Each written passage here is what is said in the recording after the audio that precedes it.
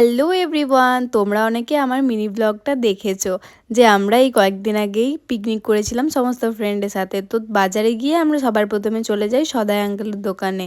ওনার দোকানের যা আইটেমগুলো ভালো ভালো পাওয়া যায়, ওনার দোকান ছাড়া আমরা সত্যিই বলতে কোথাও খাই না।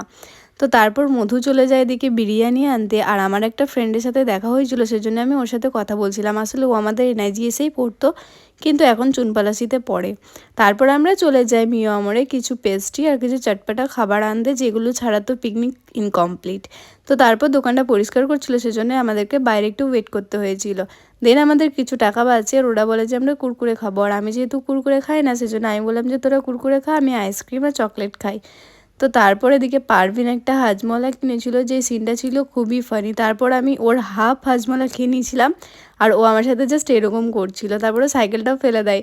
আর এই সিনটা লিটারেলি খুবই ফানি ছিল, আমার তো ভীষণ ভালো লাগে। তারপর মধু ওর মাকে দিয়ে চলে আসে বাজারে, আবার কার স্কুটি নিয়ে গিয়েছিলো কে জানে। তারপর আমরা সাইকেল নিয়ে চলে আসি, কারণ পিকনিকটাও তো আমাদের স্টার্ট করতে হবে, তাই না? বাড়ি গিয়ে লেট হচ্ছিল। তারপর আমরা চলে যাই মাঠে। আমরা অনেক জায়গা দেখেছিলাম, কিন্তু আমাদের কোনো একটা মনেই লাগেনি। তারপর খুব দূরেও আমরা একটা চাইছিলাম না যে দূরে কোথাও করবো, সেজন্য মাঠটাই আমাদের ঠিক আছে।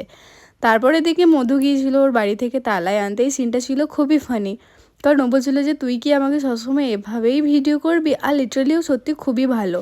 ও ছাড়া আমাদের গ্রুপ পুরো ইনকমপ্লিট, কারণ ও আমাদেরকে প্রচুর হাসায়, প্রচুর। তো ভালো লাগলে অবশ্যই like comment share and subscribe করো। বাই।